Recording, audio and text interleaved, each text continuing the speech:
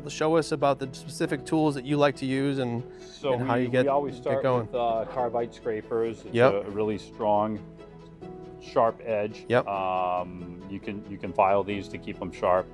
Always have a 5-way, and any good painter always have a 5-way. It's multi-use. Has the point to dig into the corners. Yep. Just a regular flat blade.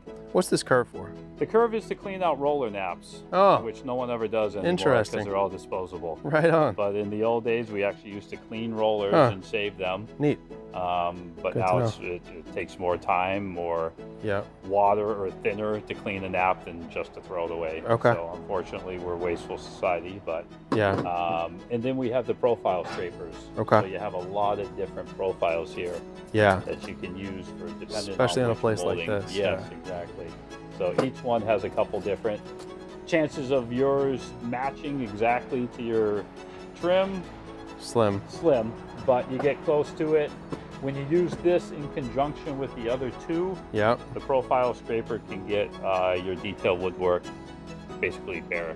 If you go back to the archives, when we did the Amesbury police station, Modern Heritage showed us how to make a custom scraper out of a piece of plastic. Yeah, I don't know if we can get that cut in, if that's in the budget or not, but we've covered that once before. I mean, there's hundreds of different profiles to moldings. Yeah. So yeah, it was pretty interesting how Andrew Bruin was able to cut a plastic, essentially a spade, right.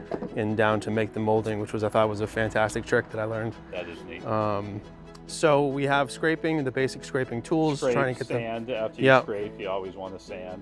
And what grit sandpaper are we using here? So exterior wise, we're doing a heavy grit, 60, 80 grit.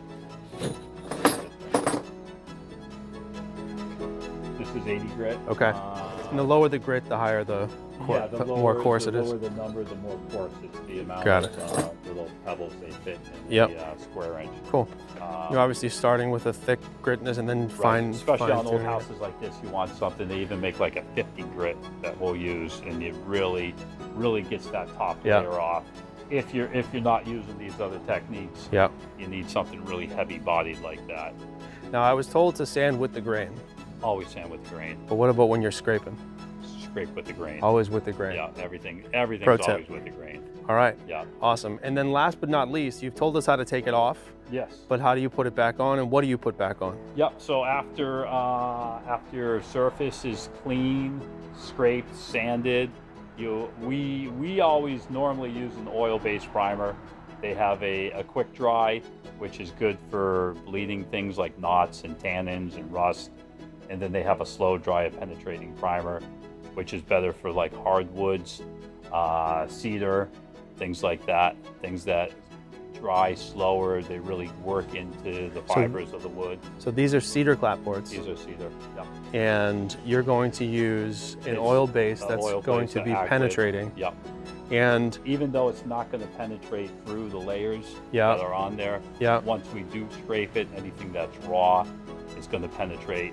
Okay. The rest of it will bond to the old surface. So when American Renaissance finishes the exterior of this house, how long should that paint job be good for?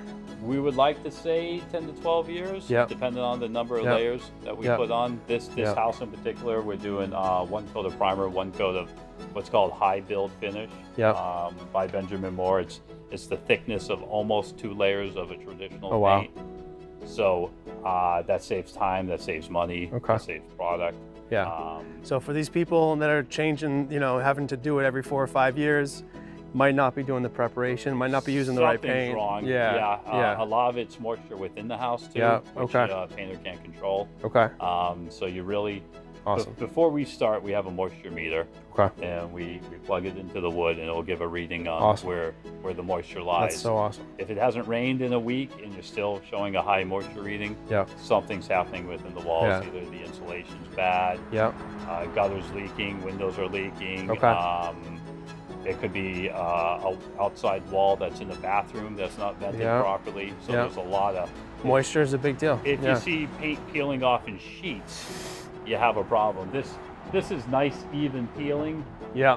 And most older homes don't have great insulation. Yeah. Insulation holds the moisture. When you say nice, this is what you would expect to see. This is what you, this tells us that it's normal wear and tear. Right, exactly. Yeah, okay. When you see those big sheets coming off, 2 or 3 layers, you get issues, man. The outline of the clapboard. Yeah, there's something going on there. Okay, so tell us about Benjamin Moore. What are these paints? Why'd you choose them? So these are just samples. Sierra wanted to go a little darker. We put a couple of them up real quick for her. Okay. So these are just samples. These are $6, $7. Okay. Pour paint paper. Pour paint paper. Shout out to Jack. Saves a lot of time and a lot of energy trying to hold a little paint chip up. Yep. Absolutely. It's a pretty safe gamble. Awesome. Spend $30 on paint samples. So she's toning this down a little bit. The neighbors are gonna love it. Yeah, toning it down, but you know, keeping the character. The contrast will be greater now. Yeah, it's gonna be a darker purple with a brighter trim, so it's really gonna pop. I can't wait. I'm excited. Thank you for walking us through these strategies, and stay tuned next time where we will be starting to use some paint stripper. We'll see you then.